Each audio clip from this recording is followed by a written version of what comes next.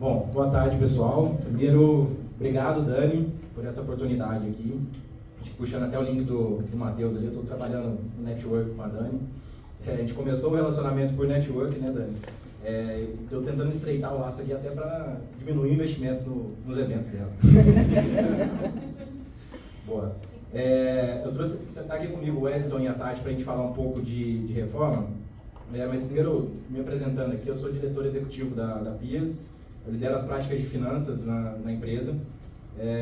Acho que por falta de onde parar a reforma tributária, acabou caindo comigo.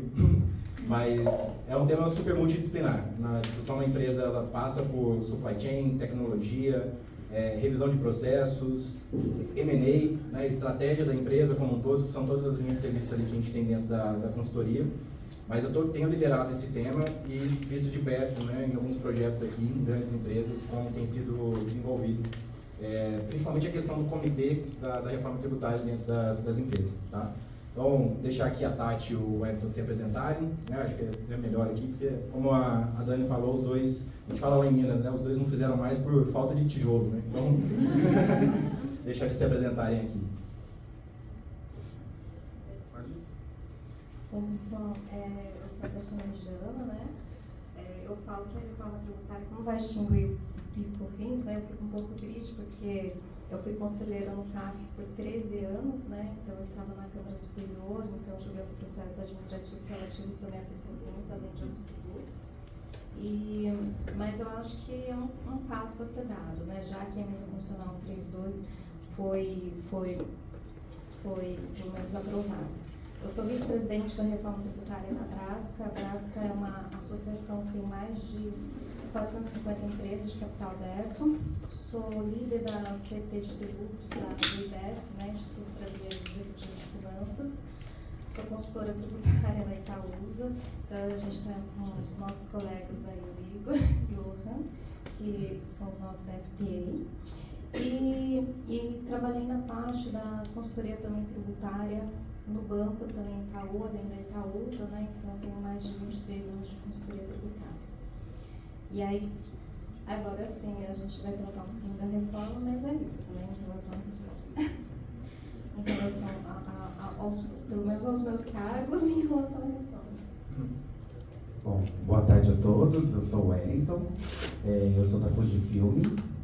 Fujifilm, para quem tem mais experiência de vida, lembra bastante das fotografias, né, reveladas, mas a Fujifilm é uma líder global de soluções de tecnologia, com atuação bastante forte na área médica, exames com imagem, diagnóstico por meio de imagem, TI, e a gente segue muito forte no mundo, muito grande. Depois, se quiserem, eu conto para vocês tudo que aconteceu nos últimos 20 anos. Hoje eu ocupo a diretoria financeira, né, como CFO aqui do Brasil, mas a minha carreira, os últimos 20 anos, ela passa muito pela atuação tributária e contábil. Eu fui um que não veio de FP&A e virou CFO.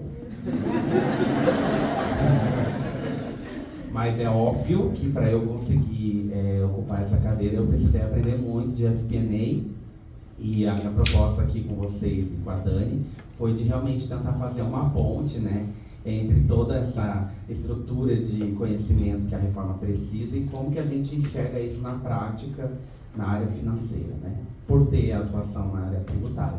Já fui professor universitário, tenho alguns livros escritos, usados, né, por universidades, e recentemente também escrevi um capítulo num livro que fala de gestão tributária, e o meu tema foi a adoção das regras de transfer price no Brasil.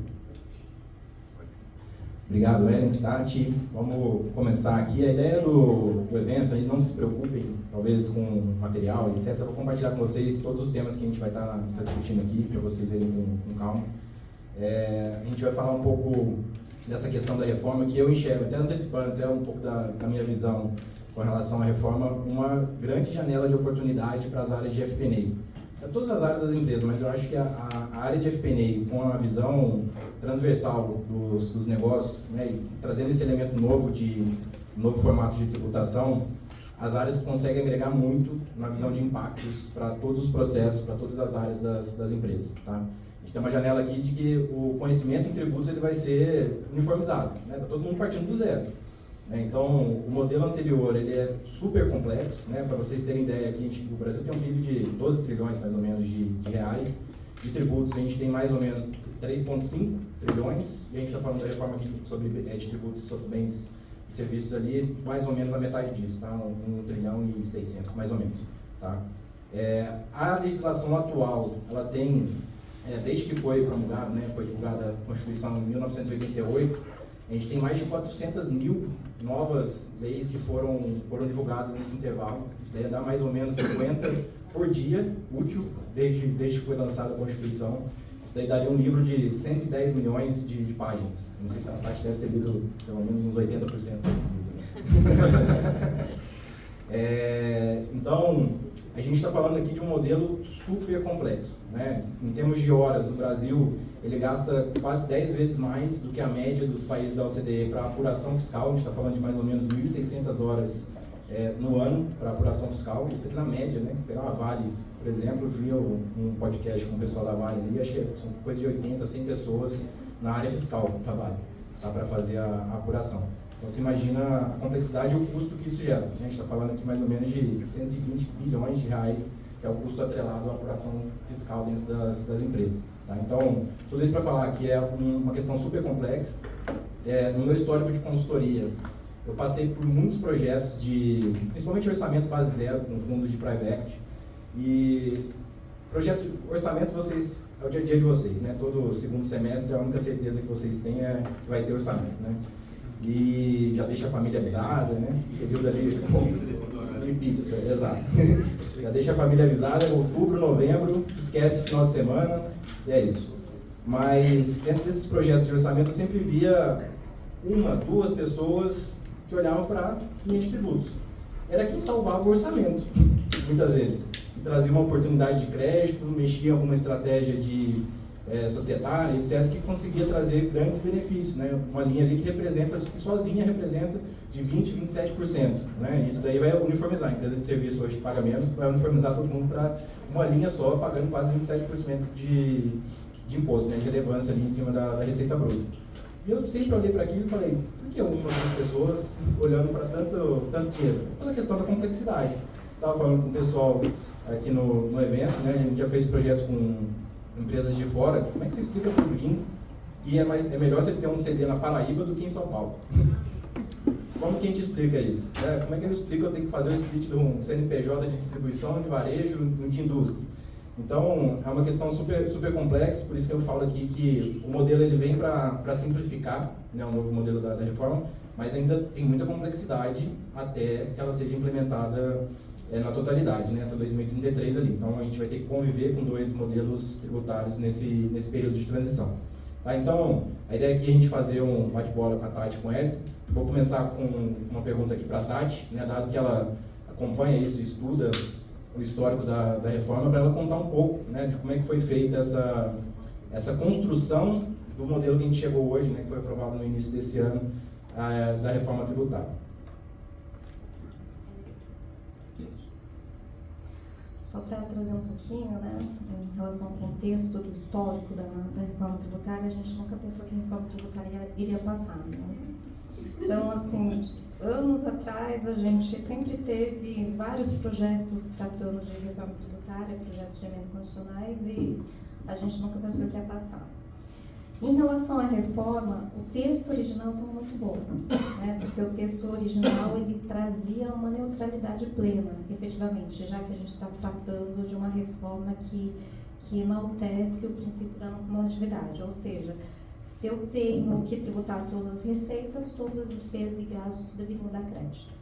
Essa é a reforma que pelo menos conferiria com o artigo 195, parágrafo 12 da Constituição Federal, que traz essa neutralidade. Mas, como ele surgiu e foi se alinhando aos pleitos da Câmara dos Deputados, aos pleitos do Senado Federal, a gente viu que não saiu assim desse jeito. Então, a gente vai ter, sim, problemas em relação à reforma, da mesma forma que a gente tem em relação ao creche de PIS/COFINS. Eu acho que ainda vai ter, sim, esse litígio, tanto que a ministra Regina Helena Costa falou que o contencioso aí vai aumentar, vai triplicar o contencioso com a reforma tributária, né? Além disso, vamos pensar assim, PIS/COFINS hoje incide sobre a receita auferida, né? A CBS vai extinguir o PIS/COFINS e eles ampliaram a base. A base é a operação de fornecimento com bens e serviços, né? ISS só incide hoje sobre remuneração, sobre serviço, prestação de serviço. Tem que ter uma obrigação de fazer, né? E ICMS tem que ter, é claro, um fornecimento de mercadorias, transporte e tudo mais, né? Então, hoje, por exemplo, o que tem na reforma tributária? Fala que o fato gerador, por exemplo, inclui mútuo. Mútuo a gente hoje não recolhe PIS/COFINS, nem ICMS, nem ISS. E aí? Ampliou a base, né? Então, assim, a gente tem alguns fatos geradores lá que não incidiriam. Por exemplo, permuta, dação em pagamento, perdão de dívida. Hoje você não recolhe PIS/COFINS, porque o PIS/COFINS incide sobre a receita. O que é receita? Né? É quando você tem ingresso de recursos que acresce riqueza ao patrimônio. Então, assim, não sejamos tão assim, otimistas, mas a base vai aumentar, sim. E nos termos do artigo 7º, artigo 6º da Lei Complementar, e o artigo 57, ele fala que a reforma, que o IBS-CBS vai incidir sobre o fornecimento de bens e serviços não onerosos entre partes relacionadas. Aí tem a velha discussão, mas é claro que tem defesa para isso, né? Por exemplo, rateio de custos. Hoje a gente não tributa pelo PIS/COFINS, até nos termos os critérios da OCDE. Né? Não tributa para IR, nem ICS, nem PIS/COFINS, porque você não tem um fornecimento a rigor de serviço, você não tem uma remuneração de serviço, só tem um compartilhamento de atividades. Né? Então, por isso que fala rateio de custo. E nos termos da OCDE não é um fornecimento a rigor de serviço. Mas a partir do momento que você coloca o fornecimento de serviços e bens não onerosos, né, entre partes relacionadas, você pode ter um risco. E aí, o que acontece? Se vocês pegarem o artigo 12, né, o que ele fala? Olha, se em relação aos serviços, ao fornecimento de serviços não onerosos entre partes relacionadas, né, se não tiver, por exemplo, um valor de mercado, tem que ter um valor comparável, para que a Receita possa, né, haverá um auto de infração em relação ao IBS-CBS não recolhido, quando não tem preço. E aí, se não tiver, a Receita pode arbitrar. Então, tem isso lá. Em relação ao crédito de IBS-CBS, né? Em relação ao crédito, só para jogar um ponto que eu acho que é interessante também, né? Você pode constituir crédito do IBS-CBS, né? Sobre gastos, o que eles colocaram no parágrafo 3º do artigo 57? Colocaram que o crédito você não pode constituir sobre aqueles gastos relacionados a bens de uso e consumo pessoal. Só que eles colocaram assim, não são considerados bens de uso e consumo pessoal aqueles gastos preponderantemente vinculados à atividade econômica da empresa. Preponderantemente. Vai sair uma regulamentação. Quando sai uma regulamentação, a gente já fica preocupado, porque vai restringir o crédito. O que é preponderantemente utilizado? Né, na atividade econômica da empresa. Então, esses são pontos que a gente precisa tomar um certo cuidado, porque o que aconteceu lá no PIS/COFINS? Ficou uma discussão de insumos. Como eu estava na Câmara Superior, no recursos fiscais lá do CAF, a gente acabou se direcionando para falar que insumos é tudo aquilo que era pertinente, essencial à atividade. A gente conseguiu firmar isso antes do STJ. O STJ citou o nosso acordo do CAF, inclusive da minha turma. E aí depois firmou esse ponto. E aí o que aconteceu? O STJ falou o seguinte na emenda 92. Em suma, é tudo aquilo que é essencial e pertinente à atividade econômica do sujeito passivo. Atividade econômica, era para ser amplo. O que a Fazenda Nacional fez? Soltou uma nota 6 falando, olha, em suma é mais amplo mesmo. Tem que ser utilizado na atividade econômica. A atividade econômica é mais ampla. E o que a Receita fez? Ela apareceu com parecer normativo depois dessa nota 6, falando que insumos é tudo aquilo que é essencial e pertinente para a produção de mercadorias e para a prestação de serviço, ou seja, ela restringiu. E quem nos garante que não vai restringir também? Já que trouxe o termo preponderantemente utilizado na atividade econômica. Então, são pontos aí que fica um pouco complicado, né? Boa. Acho que, até complementando aqui o que a Tati trouxe, as pessoas esperam que talvez vai postergar a reforma não vai existir. Acho que tem gente até hoje falando que não vou esperar para ver o que vai acontecer. Mas essa vai trocar o governo em 2026, não é uma reforma política, então, assim, é uma constituição. E as pessoas que estão desenhando a reforma, dada a complexidade que sempre foi o modelo brasileiro, elas estão olhando para isso, independente se é governo A ou B. A reforma evoluiu, né, nos últimos anos, independente do governo. Então, não é uma reforma política, e sim uma reforma aqui geral, né, para o país. Tá? Passando aqui para o próximo ponto, dizendo que para a gente pegar a percepção do Wellington, os principais desafios que essa reforma vai trazer para as empresas, né, e como você já está direcionando isso na Foodfilm, e também as oportunidades, né? A gente vai ter uma janela de oportunidade também para as empresas que se adaptarem à reforma antecipadamente. Né? Bom, a gente, quando está no mercado tributário discutindo, né, fala muito isso, mas a gente precisa falar para não convertidos, né? A reforma tributária, porque às vezes a gente fica falando só ali, todo mundo já sabe, né? Como eu sei que a maioria daqui é da área de FP&A, não necessariamente está no dia a dia acompanhando, eu nem gosto do nome de reforma tributária, porque dá a impressão que é da área de tax, né?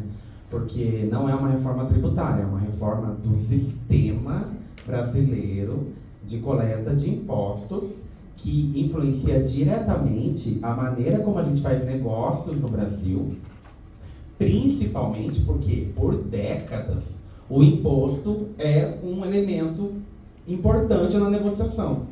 Vocês nunca tiveram uma proposta que fizeram considerando um imposto, depois foram descobrir que não era e o cliente não ia pagar mais e você absorveu um prejuízo. Como o imposto aqui é uma salada, né, tudo misturado, a gente está com os nossos negócios, e aí quando eu falo negócio, estou falando de um conceito amplo, né, do jeito que a gente se posiciona no país, como a gente vende, como a gente faz propaganda, tudo isso está influenciado pela carga tributária, né? Quando ela fala de neutralidade, o conceito bonito da academia, que é lindo, que eu até choro quando eu escuto, é que o imposto não deveria influenciar a tomada de decisão do consumidor, não pelo imposto, né? O que a gente não tem no Brasil é isso, né? A gente tem as decisões sendo tomadas a partir da questão tributária. Por isso que não é reforma só tributária, é a maneira como a gente faz negócios. E por isso que a empresa precisa encarar esse momento em conjunto para se adaptar. Então, que desafios a gente tem como empresa, né? O primeiro desafio é conseguir entender tudo isso que eles estão explicando, né? Que é muita legislação, né? Tem bastante debate, tem bastante nuances. Eu queria depois conversar com você, que eu acho que ali na questão dos bens, o pessoal tem uma listinha ali, a gente está falando de todo mundo. Então, nunca tem uma concordância total também. Mas isso, a área tributária tem que se responsabilizar, tem que ser a pessoa que vai, né, as pessoas envolvidas, entrar ali no detalhe, discutir o sexo dos anjos tributários, para depois sair com uma estratégia. A partir daí, a gente tem que saber traduzir para a empresa aonde que ela é impactada. É uma reforma que, apesar de ter muitas listas, né, que saíram do Congresso, porque o texto não tinha essas listas, uma boa parte da economia está na regra geral, né? E isso significa que para cada um aqui que está no negócio, no segmento, o impacto é muito diferente. E às vezes, vocês como eu estão numa empresa que tem várias divisões de negócios, com vários modelos de negócios, com vários canais de vendas. Os impactos são diferentes, né? Então, acho que uma análise de impacto, ela precisa ser feita quantitativa, né? Então, por exemplo, software, serviço, vai ter um desafio ali de aumento de carga tributária, mas eu preciso ver minha alíquota efetiva, o que eu vou tomar crédito, como eu estou estruturado hoje, eu estou com mão de obra própria, eu trabalho com mão de obra terceira, pega o conteúdo de tax e coloca em operação. Como que a gente pode se posicionar para ter, para que isso não interfira ou no meu preço ou na minha margem. Alguma coisa vai interferir, mas aonde que eu tenho espaço? Se eu simplesmente pegar o aumento de carga tributária da área de serviço e repassar para o meu consumidor, talvez eu esteja fora do mercado. Então, não dá. Vou ter que voltar. Eu tenho espaço na minha margem, né? Sobra alguma coisa? Ou eu posso remodelar meu processo para ampliar minha base de crédito? Esse negócio não acabou, a gente ainda está discutindo isso, né? E eu acho que para quem é da área de tax no Brasil, está acostumado com esse joguinho de Lego, né? Bota daqui, bota dali, para a gente poder ver o que dá para ser feito. Então, a análise de impacto quantitativo, e aí eu acho que é FP&A crucial para a gente ter uma visão de P&L projetado, considerando os efeitos da reforma tributária. A primeira coisa que vai acontecer é aquele maldito grosseiros, que ele não existe. Não existe na reforma tributária. O imposto é por fora. Aí fica todo mundo assim. Não tem grosseiros, porque o preço do produto é o preço do produto. O imposto, a gente até está tendo muita discussão por onde que passa. Talvez fique até só no balanço, nem vai passar no P&L. Então, é legal, ok, mas eu tenho meus limites. Talvez eu não consiga trabalhar com o preço que eu sempre trabalhei. Aí eu estou levando impacto para net sales, né? E custo. Tem coisas que hoje eu não tomo crédito por causa das restrições que passam a ter. Tem uma melhora? Né? Então, acho que esse é o primeiro desafio, análise de impacto quantitativo. E a questão física da empresa também vai ser muito discutida, que tem riscos e oportunidades, né? A tributação no destino, não mais na origem, ela tira o sentido de você estar na Paraíba e não em São Paulo. Faça, vem todo mundo para São Paulo. Mas tem espaço para todo mundo? E quanto vai custar isso? E eu consigo importar o Brasil inteiro pelo Porto de Santos? Né? E, de novo, também essas respostas muito fáceis, elas me assustam, porque o Nordeste é uma área, na área médica, por exemplo, é uma área bastante aquecida. E hoje eu fico trazendo pelo Sul, porque eu quero incentivo tributário. Talvez, como eu não vou ter tantas obrigações acessórias, tanto detalhamento, né? Se espera uma simplificação, talvez para o meu negócio faça sentido ter uma filial no Recife e receber produtos por lá. Então, pensar o posicionamento físico da empresa também vai ser importante, já que a origem não define mais a tributação. A gente está com um comitê, né? Com reuniões agora, a gente vai ter reuniões bimestrais, e escrevendo cada pergunta, cada resposta e como que a gente escolhe, né? Então, quais são as alternativas? São 7 anos de transição. Eu falei essa semana na empresa, a gente teve um evento, falei de reforma, 7 anos, uma coisa eu tenho certeza, eu vou estar de cabelo branco. Mas eu não sei se eu vou estar na Fuji. Então eu preciso pensar numa documentação que outras pessoas possam dar continuidades. A gente recebe expatriados, eles vêm e vão. Então é um tipo de coisa que não dá para você trabalhar com um projeto, sabe, aquele cronograma de começo, meio e fim. É um programa que tem que ser escrito e registrado para que as pessoas possam dar continuidade. Você não fecha uma filial do dia para a noite, você não remodela um negócio fabril do dia para a noite. E a última coisa, a oportunidade, graças ao Congresso, nessa parte eu sou feliz, apesar de saber que não era o desenho original, a Zona Franca de Manaus teve a manutenção do diferencial tributário competitivo, né? A ver se isso fica, mas assim, do ponto de vista legal está lá. Então, é importante para as empresas olharem para a Zona Franca de Manaus, olharem para o seu negócio, porque se vai existir um lugar no Brasil que você pode interferir em net sales por meio de estrutura tributária, é a Zona Franca de Manaus. Então, ainda resta uma oportunidade que a gente tem que olhar com carinho para ver se não faz sentido, né? Eu já tenho uma planta lá, a gente tem uma linha de produtos e a gente está, sim, considerando incentivar o movimento por lá. Então, são algumas ideias. Ótimo. Obrigado, Edno. Apesar de vir para simplificar, existem particularidades, né, na reforma. E como ele comentou aqui, cada uma das BUs pode ser que tenha um impacto diferente. Eu tive ontem no Family Office que tem diversos negócios diferentes. Exportação de ferro gusa, impactado por imposto seletivo. Fazenda de eucalipto, para fabricação de carvão mineral para geração de energia. Negócio imobiliário, totalmente de comprar uma planta de geração de energia solar. Então, assim, não tinha começado a olhar para a reforma tributária. Eu falei, então, vamos conversar, então. Exato. Então, tem muitas particularidades, e eu acho que para as áreas de FP&A é importante vocês saberem que as outras áreas estão se movimentando também, entendendo os impactos, mas vocês precisam estar ligados no impacto como um todo. Eu fui empresa, acho que de 5 bilhões de faturamento. Eles não tinham orçamento para fazer a implementação sistêmica esse ano. E assim, era uma novidade a reforma tributária? Não era. Tipo, já está sendo discutido isso. O último semestre do ano passado, eu participei, acho que de uns 20 eventos de reforma tributária. O pessoal não tinha previsto um centavo de investimento para a reestruturação sistêmica para esse ano.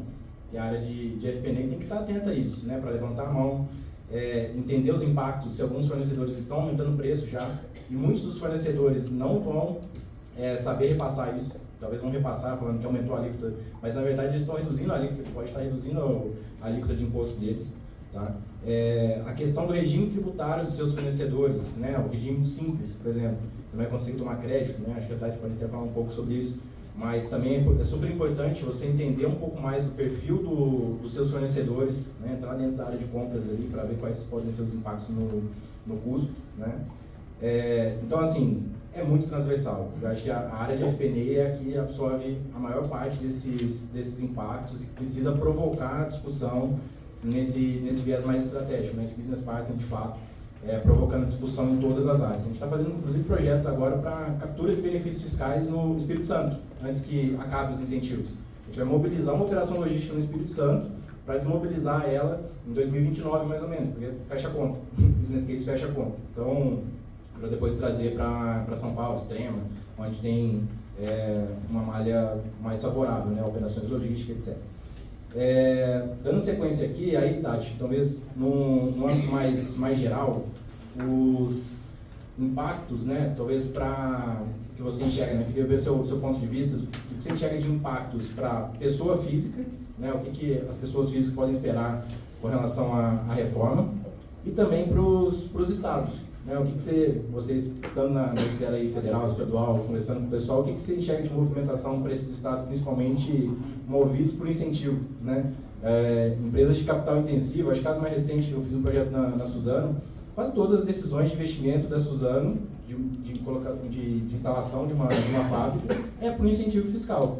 Né? E empresas de capital intensivo, você tem uma inércia maior, né, para a aplicação desse investimento. A decisão para um investimento lá para 2033 é para agora. Que a gente vai tomar, né, para um investimento plurianual. Então, entender um pouco da sua visão assim, para a pessoa física e para os estados, né? O que você imagina de movimento dos estados que tem esse tipo de economia? Só colocar um ponto assim, né? Antes de chegar na pessoa física. Pessoa física, né, com a reforma tributária, acho que a reforma tributária ela vai tornar mais transparente os tributos que incidem sobre os produtos. Isso está certo, porque vai ter que ser destacado o IBS e CDS na nota fiscal, né? Só que a preocupação que a gente tem, por exemplo, conversando com várias empresas, considerando que eu estou no IBEC, na Brasca, né?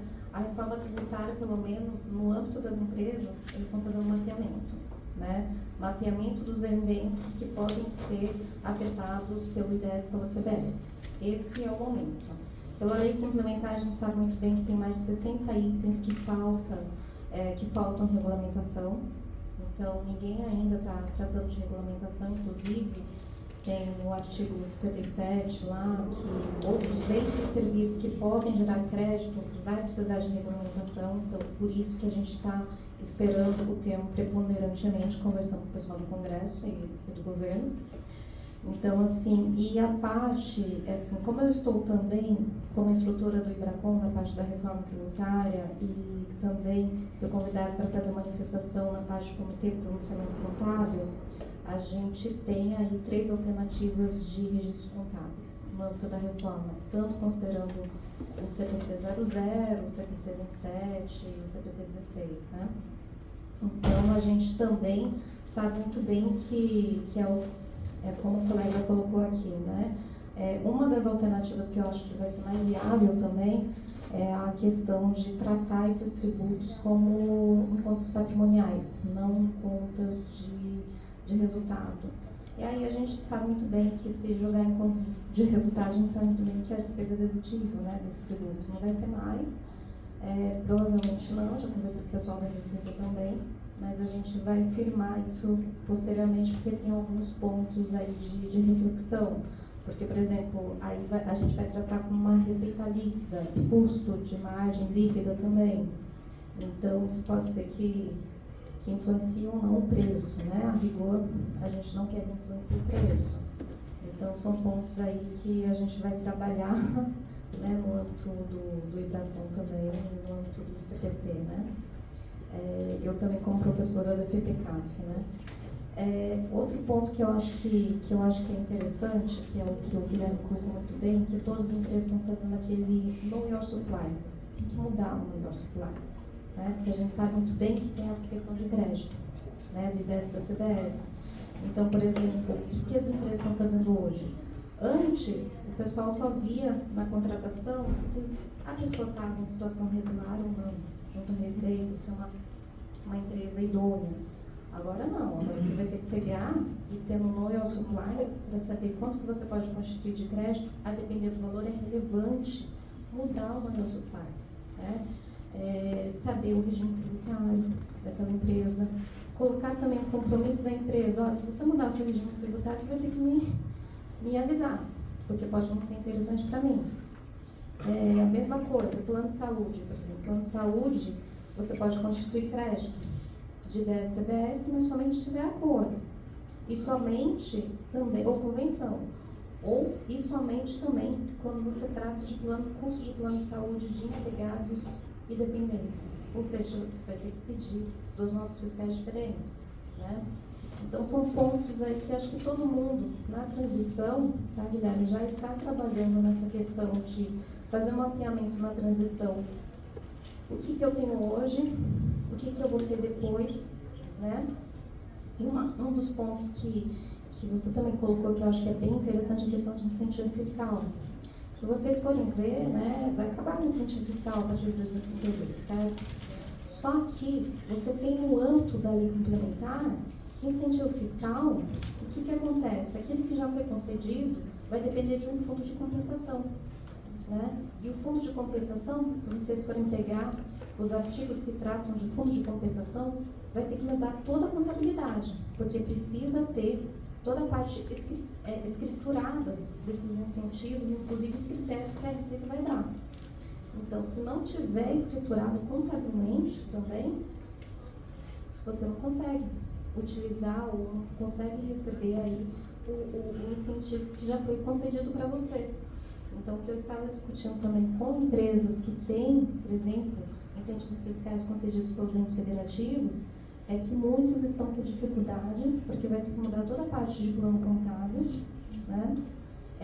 Inclusive por incentivos fiscais, porque cada incentivo fiscal é diferente, tem uma contrapartida diferente, e vai ter que fazer essa vinculação contábil em relação às contrapartidas, do jeito que está escrito lá. E pior, se vocês utilizarem de forma errada ou compensarem algo que não estiver dentro do critério, está na lei complementar, que você pode receber depois de uma notificação da Receita, que você não deveria ter considerado aquele incentivo fiscal que já foi concedido, e você pode receber uma responsabilidade fiscal para fins penais. Então, por isso tem que tomar um certo cuidado. Ótimo. Boa. Fazendo tem um link aqui do que o Hélio e a Natália trouxeram. Vai existir essa mudança na contabilização dos impostos, né? Então a receita bruta ela vai ser um pouco diferente. Isso daí muda a forma, inclusive, de precificação das empresas, né? A questão de valuation, acho que muitos de vocês aqui devem construir valuation para os processos de M&A, né? E também com essa questão da mudança da tributação, às vezes vai fazer mais sentido você comprar um fornecedor para incorporar ele, dado que ele não vai perder o incentivo ou a questão de crédito. Vai fazer mais sentido você comprar esse fornecedor do que você continuar comprando dele, tendo essa relação comercial. E às vezes também vai fazer sentido você importar, porque a pessoa de fora ela nunca teve incentivo fiscal, né? Então sempre vai manter o mesmo preço. Às vezes ele vai ficar mais competitivo sem o incentivo fiscal quando isso daí entra em vigência, né? Então essa questão da estrutura, né, de composição do mix de fornecedores, ela deve mudar drasticamente, tá? E agora, trazendo um ponto aqui para o Wellington, eu acho que, pensando até no seu background tributário, né, a gente está olhando muito para o futuro, mas a gente ainda vai conviver 8 anos com o modelo atual, né? O que a gente pode olhar para o modelo atual hoje de oportunidades, né? Seja a questão de créditos, né, que a gente já tem de saldo, a questão dos processos de apuração fiscal do modelo atual. O que você enxerga aí como oportunidades nesse período de transição? Eu enxergo oportunidades, mas assim, oportunidades cuidadas de maneira muito cuidadosa, porque elas vão passar muito rápido, né? Então, como você falou, por exemplo, a estruturação de operações em estados que têm incentivos, elas não morreram. Você tem muitos anos aí, dependendo do fluxo, como eu digo lá na FUJ, dá para ganhar muita grana ainda, vamos fazer, né? A gente tem filiais incentivadas, então assim, eu vou apagar a luz, eu vou ficar até... Então isso é uma oportunidade que a gente já implementou, porque senão você fala assim, né, fecha tudo, calma aí. Tem bastante tempo de transição e esse regime, principalmente o ICMS, a gente começa a sentir isso mais lá para frente, essa mudança. Agora, na parte de créditos, é importante, a gente tem uma cultura nas empresas, né, de sempre fazer o levantamento de créditos, né? Que todo mundo fica muito feliz, assim. Eu já ganhei vários elogios porque eu levantei crédito lá dentro e falei, nossa, se eles soubessem o quanto custou esse dinheiro no tempo, né? Se eu tivesse aproveitado esse crédito lá atrás, é que eu merecia elogio. Mas a gente tem essa cultura de fazer. E a depender dos tributos, a gente precisa correr, porque pode ser um pouco mais difícil, né? Escoar o crédito. E também a legislação prevê os créditos que existirem nas viradas, eles vão ser pagos. Lembra aquele comercial assim, quer pagar quanto do Casas Bahia? Tipo assim, 240 parcelas, né? Com atualização de IPCA. Então assim, o pessoal da contabilidade vai querer fazer impairment, a auditoria vai encher o saco. Então o importante é escoar os créditos o mais rápido possível. Eu acho que o desafio maior está no ICMS, principalmente para quem tem acúmulo de crédito. Precisa criar estratégias bem eficientes para não chegar com crédito, né, no caso do ICMS, até 2032, ou se chegar bem pouquinho para ser irrelevante qualquer impacto. Então é uma oportunidade, nossa, mas assim, é super difícil conseguir escoar crédito acumulado, mesmo em São Paulo, que é super moderno. Eu estou há 6, 7 anos tentando, aí vem um monte de coisa, processo judicial, né? Então essas oportunidades, elas podem ser perdidas. E eu acho que eu só queria falar duas coisas.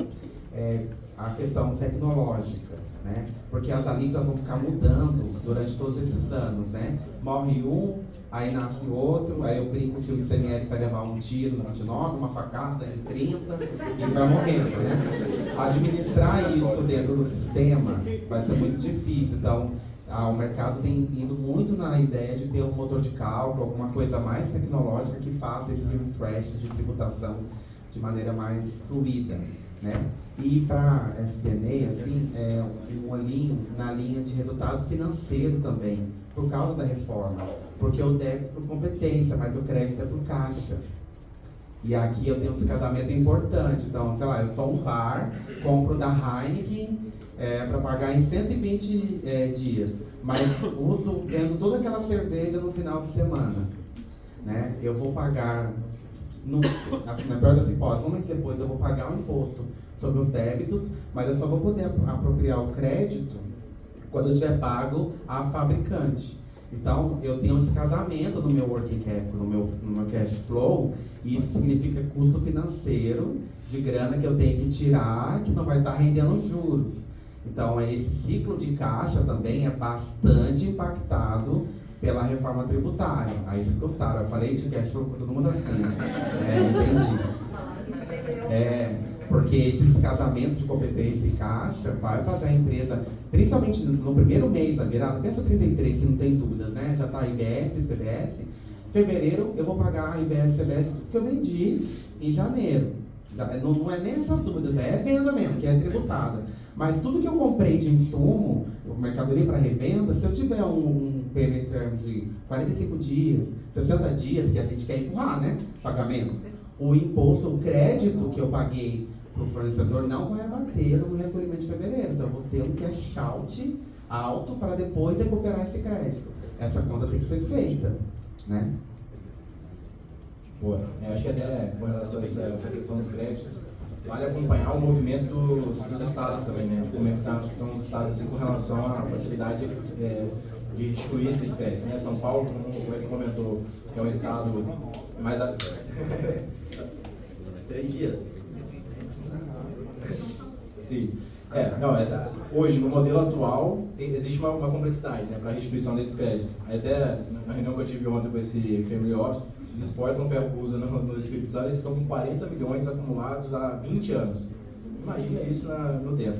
E o Espírito Santo tem uma particularidade ali que, de fato, se ele pagar todos os créditos de Samarco, Vale, etc., o Estado quebra, se ele pagar. E ele não pode abrir jurisprudência para pagar para ninguém, né? Então, vale acompanhar também esse movimento dos estados, porque eles estão no movimento, às vezes, até de fazer caixa, né? Pensando na queda dos incentivos fiscais lá na frente, né? Então, acho que essa visão mais geral no âmbito do Brasil, onde vocês têm operação, vale tomar esse cuidado. E muitas vezes, até no processo orçamentário, é previsto, né, uma restituição de crédito no processo ali para um ganho no final, né? O pessoal estava falando das planilhas, sempre tem a VF 1, 2, 3, 4. Eu colocava a VF underline M, que é a marretada, né? Aí tem a M1, M2, M3, que vem a M do CEO, M do conselho. Aí beleza, aí vai colocando on top cada uma das revisões, né? Gerenciais, digamos assim. Mas é aquele hard code na célula do Excel lá e pô, né? Mas é isso, então acho que vale acompanhar aí esse movimento dos estados durante esse período que de fato vai ser bastante relevante. Tá? Agora, Tati, você no conselho, né, das investidas da Itaúsa, grandes empresas, né, que tem na holding, como que você tem visto aí as áreas de finanças, né, as empresas como um todo, né, mas depois mais especificamente as áreas de finanças se adaptando para a reforma tributária? Bom, a gente tem investidas, né, olhando para o Igor, a gente tem investidas, né, então a gente tem a Dexco, a gente tem a Alpagatas, né, que fazem a sandália havaiana. Quem tem a havaiana aqui? Bastante, né? Mas assim, tem a CCR, tem a Copa Energia. Então, assim, pelo que eu estou vendo com as empresas, porque eu participo dos comitês lá da reforma tributária, né, cada um, é aquilo que ele está falando, cada um tem um mapeamento diferente, né? Por exemplo, a Copa Energia, por exemplo, eles observam o regime monofásico, né? Os COFINS vai ter o regime monofásico do IBS da CBS. É um pouquinho diferente, mas daria para ampliar o crédito, né? Porque hoje o crédito para os COFINS é um pouco restrito em relação ao IBS e CBS. Então, eles já estão estruturando. Por exemplo, a gente tem a CCR, que é Motiva, que também tem um dispositivo da reforma tributária lá, em relação a reequilíbrio de preço, tudo, mas eles têm que vincular com a parte regulatória, então eles estão vendo a parte regulatória junto com o impacto tributário. E aí tem a questão das indústrias, né? As indústrias, pelo menos agora, estão vendo, pelo menos, a amplitude do crédito, por isso que eu falo que é importante mapear todos os eventos, né? Gastos e despesas, porque tem despesa hoje administrativa que a gente não pode constituir crédito para os COFINS, mas com o IBS-CBS, se essa despesa for vinculada à atividade econômica, você consegue constituir crédito. E aí a gente tem o banco e tem o serviço financeiro, né? O serviço financeiro vai ser híbrido, né? Porque você tem o regime específico do serviço financeiro que é híbrido, né? Que é mais é um serviço financeiro mais restrito, que vai ter mais ou menos a mesma base de cálculo que tem hoje em relação aos COFINS, mas com alguns eventos, por exemplo, opção de crédito de liquidação duvidosa lá, que a gente tinha bastante discussão no CAV, que agora não vai ter mais, melhorou, né? Só que bancos também podem constituir crédito, né? E eles vão ter que, por exemplo, em relação à prestação de serviço mesmo, aquelas receitas de taxas e comissões, eles podem também observar o regime regular, além do específico. Só que você precisa ter um compliance, que o compliance ele vai ter que segregar a parte contábil do que é regime específico e a parte de o que está no regime regular. E o crédito vai ser mais amplo. Então, você tem empresa, é muito engraçado, a gente tem investidas, é claro, que tem, a depender da atividade, a gente sabe muito bem que é aquilo lá. A gente tem impactos diferentes, créditos diferentes, constituições diferentes, vamos pensar assim, de IBS-CBS, vai ter uma contabilidade apartada também, e a gente sabe muito bem que indústrias, como a indústria e estabelecimentos filiais, agora vai ter que recolher e apurar, né, na matriz, né, no âmbito da reforma tributária, vai mudar também essa parte de contabilidade. Então, você pode ter um crédito, por exemplo, relativo a uma filial que está lá não sei aonde, mas você vai ter que consolidar tudo isso na matriz. Porque é a matriz que vai ter que centralizar o recolhimento e a apuração, né? Então, vai mudar a parte contábil, vai mudar a parte de financeira de vocês, né? E os impactos de cada empresa, dependendo da atividade, vai mudar também. Boa. Muito bom, pessoal. O pessoal já assinou ali atrás, acabou o tempo. Aqui o tema da... Oi? Tem 10 minutos. Tem 10 ainda? Ah, não, beleza. Dá para fazer uma mensagem de encerramento aqui, mas o tema da reforma tributária, ele é imenso, gente. Então, assim, eu já participei de mais de 20 eventos nos últimos 2, 3 meses. E sempre aprendendo coisa nova. Anteontem teve uma nota técnica, que a gente estava num projeto, gerou um caos no projeto, porque teve uma alteração de mandato, etc. Assim, diariamente, vocês vão ter que estar atualizando ali. Deixa na página inicial do Google o site lá do governo para vocês verem as atualizações mais recentes. Joga no GPT lá para extrair as informações mais relevantes, pelo menos para vocês saberem minimamente o que está acontecendo, porque diariamente está acontecendo alguma coisa, tá? Então vale se atualizar, né, de forma estruturada aqui, porque vocês vão ser bastante impactados, mas também vocês vão poder gerar impacto, né? Então acho que essa é a questão.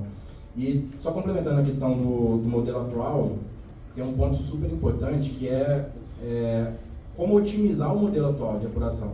Sempre ficou bastante escanteado, né? Apuração fiscal ali, deixa lá, tem umas 5, 10 pessoas no CSC fazendo apuração e etc. Mas vai ter um novo modelo, né, para fazer essa apuração. Então, tem uma oportunidade também de otimização desse processo atual, porque você vai ter que conviver com ele por 8 anos. Se a gente não fizer isso e abrir capacity, né, talvez para apurar um novo modelo, a gente vai ter que aceitar que a gente vai duplicar o custo da equipe, né? Assim, porque, querendo ou não, por mais que seja uma alíquota de teste, uma alíquota pequena, tem que apurar da mesma forma, né? Apurar, contabilizar ali. Então, acho que tem essa linha aqui de otimização do que já tem hoje dentro de casa para abrir uma oportunidade de deslocar recursos para o novo modelo. Mas eu acho que, anyway, vai ter que ter algum investimento para recursos adicionais ali, nem que seja o gestor do comitê do projeto da reforma, porque tem falado bastante nos nossos clientes, assim, muitos clientes fazendo atualização do ECC para o RAN, né, um movimento aí que 2027, 2028, a SAP vai deixar de dar suporte para o ECC, concomitante com reforma. Esse cliente que eu fui ontem vai fazer isso agora, o live do SAP em janeiro, com reforma e orçamento, né, de uma road que tem esse tudo aí, árvore, ferro, energia solar e etc. Então, imagina a vida da controle lá.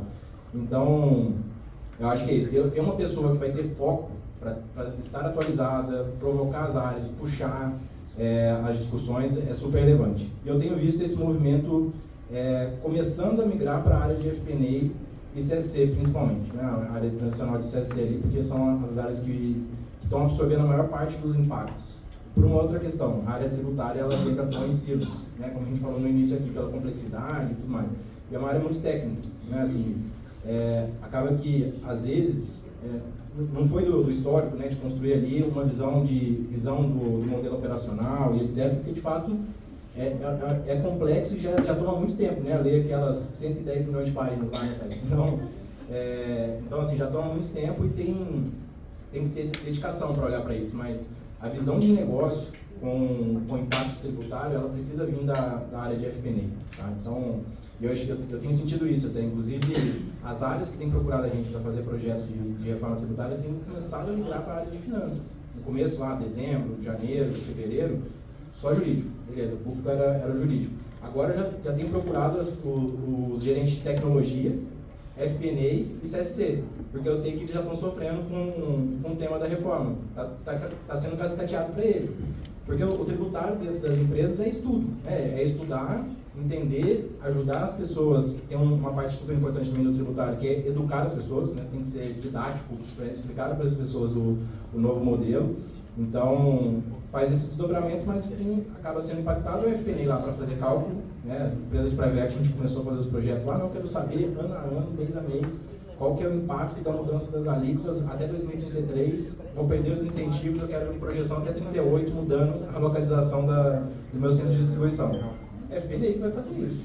Né? E, assim, não é simples. Não é simples. Pega operações de imobiliário, né, que agora vai ter nota fiscal, vai mudar completamente o sistema. Empresas de serviço, né, como consultoria, a gente está falando aqui de 80% das empresas do país, né, na linha de serviços, vai ser super impactada, do ponto de vista de alíquota, né, precificação dos serviços. Né, a gente está falando hoje de ter uma alíquota de ISS ali, PIS/COFINS, você vai começar a ter uma alíquota padrão de 27%, 28%. Né, então, assim, é um absurdo o impacto. Né, isso daí vai ser transferido para quem? Para o preço, você vai ter que transferir isso daí para o consumidor. Você contrata serviço terceiro na sua empresa, você tem que ficar atento com isso. Tá? Mensagens finais aí, Ayrton, para o pessoal, passando as mensagens do que as áreas de finanças precisam estar mais atentas aí, como se preparar para esse desafio, talvez até dicas, né? Você como tributarista aí também passar dicas para o pessoal.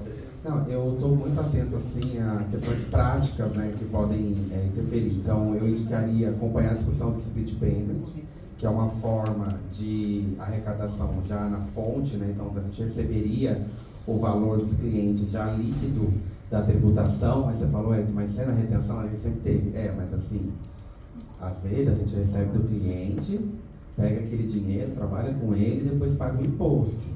Então, você está considerando isso no cash-in, você está considerando essa grana no caixa. Quando o split payment estiver regulamentado, você nem tem a cor do dinheiro do imposto.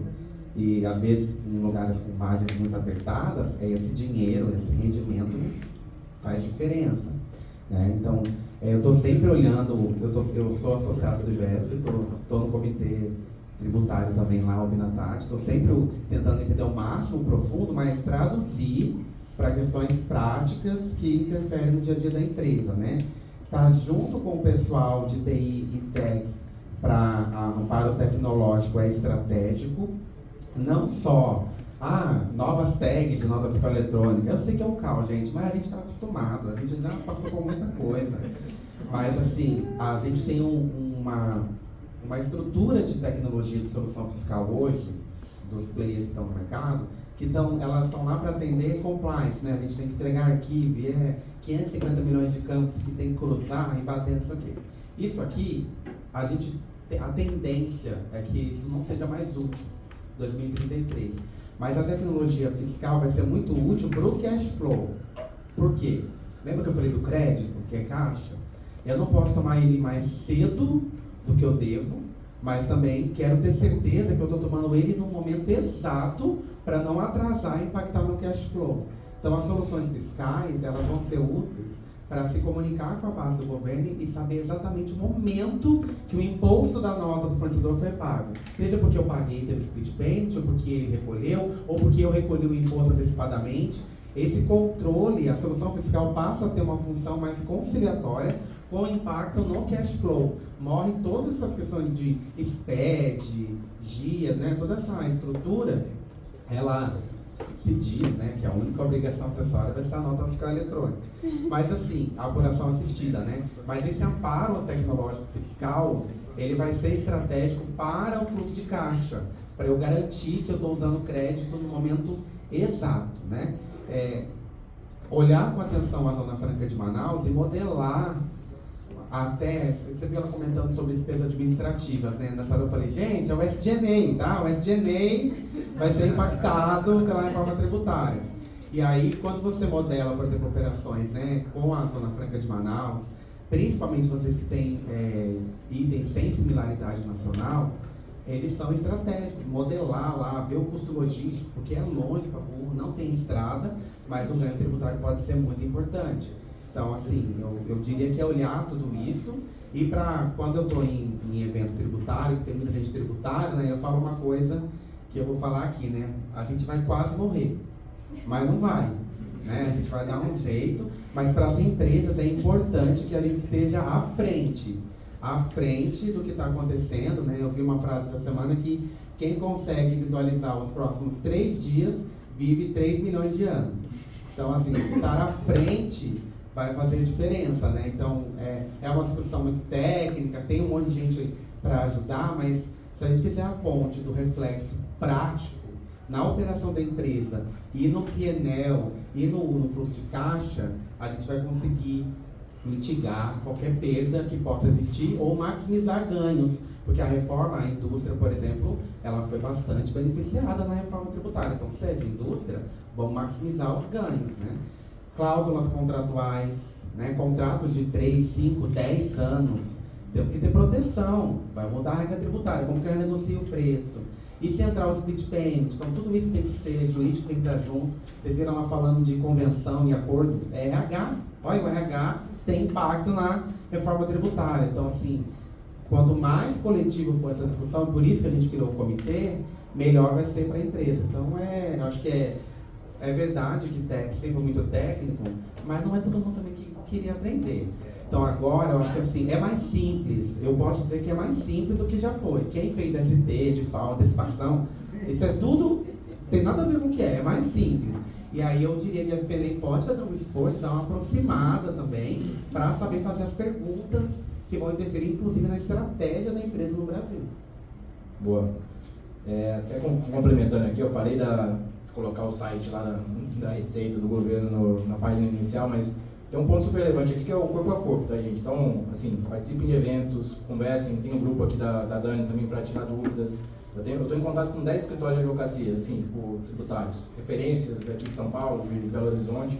E assim, às vezes tem opiniões divergentes entre eles. Então, você vai ter que entender, formar uma opinião, buscar contatos aqui para entender como está sendo feito dentro das empresas, conversar com fornecedores, acho que pegar top 5 fornecedores de vocês, conversar com eles como eles estão se adaptando para a reforma, em que momento que vai entrar, que não vai entrar, que dificuldades que eles estão tendo.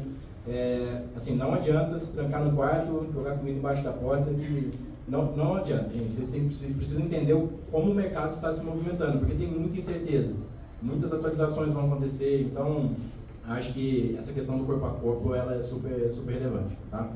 Tati, agora mensagens finais para o pessoal também. Bom, obrigada, Dani, primeiro, né, agradecendo pelo convite. E aí, assim, mensagens finais, né, assim, acompanhem a regulamentação, a gente está esperando 60 regulamentações aí. A parte de split payment, pelo que a gente conversou com o pessoal da Receita, ele não vai sair em 2027, vai ser um split payment menos inteligente, né? Menos inteligente, não vai ser aquele split payment que vai ser, que a gente está esperando, né? Compensação imediata, e vai ser facultativo, pelo que a gente conversou com a Receita Federal, né? Então, e faça um mapeamento.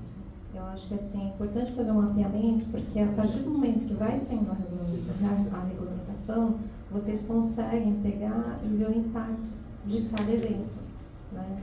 Então, eu acho que isso é importante. E faça um planejamento, né? Porque um ponto que foi colocado aqui, a Zona Franca de Manaus, tem muita gente, tem muitas indústrias que hoje estão pensando em mudar para a Zona Franca de Manaus. Por quê? Porque a partir do momento que eles conseguirem mudar para a Zona Franca de Manaus, estava até falando com o pessoal da Receita, e hoje não tem limitação, não tem nenhuma restrição para isso, né? Ele cria o produto dele que ele fabrica, ele vira um produto incentivado. E a partir desse momento, as outras indústrias que fazem o mesmo tipo de produto, eles vão ter que recolher, por exemplo, o IPI, né? Pela TEC, pela NCM. Então, assim, tomem cuidado, né? Então, pode ser que, por exemplo, uma empresa que produza, por exemplo, um sapato, um Crocs da vida, se ele for para a Zona Franca de Manaus, pode ser que outras indústrias que fabriquem produtos similares, se estiverem em outros estados, pode ser que tenha uma tributação maior do que aquela que foi correndo para a Zona Franca de Manaus. Então, isso está sendo estudado. Então, estudem dentro de casa, façam um planejamento. E a parte de saldo credor de PIS/COFINS e a parte de ICMS, que ele tratou muito bem, de ICMS vocês têm que correr para não ter nenhum saldo, porque senão vocês vão receber em 120 parcelas depois de 2032, então assim, 120 parcelas com atualização pelo IPCA, o que é ruim. E saldo de PIS/COFINS, se vocês tiverem PIS/COFINS em débito tributário reconhecido por decisão judicial, priorizem a utilização desses créditos, porque a gente tentou colocar na lei complementar, eles não aceitaram, para que a gente possa compensar esses créditos com a CBS, eles não aceitaram. Só tem, se vocês pegarem a lei complementar, só tem a possibilidade de você compensar crédito PIS/COFINS acumulativo com a CBS. E agora com a medida provisória, que eles colocaram agora, o 303 que saiu agora, se vocês pegarem o artigo 64, vocês vão ver que eles vão considerar aqueles créditos de PIS/COFINS não acumulativo, que não tem nada a ver com atividade, segundo a Receita Federal, como declaração, como compensação não declarada, ou seja, você perde a discussão no CARF, tá? Vocês perdem sumariamente por uma decisão da Receita Federal. Então, tomem cuidado. Boa. Bom, só uma mensagem complementando o que a Tati falou. Quem estiver fazendo business case em Manaus, toma cuidado, coloca um fator de cagaço ali, um fator de segurança, o valor dos terrenos, imóveis lá, porque se esse movimento de fato se concretizar, vai todo mundo para lá. Então, eu já tive reuniões aqui, umas 5 clientes falaram, estão cogitando essa hipótese de colocar alguma fábrica lá, tá? Então, quem estiver fazendo business case, toma esse cuidado. Boa. Obrigado pela atenção de todo mundo aqui, pessoal. Obrigado, Ayrton, Tati e Dani. Salva de palmas, né?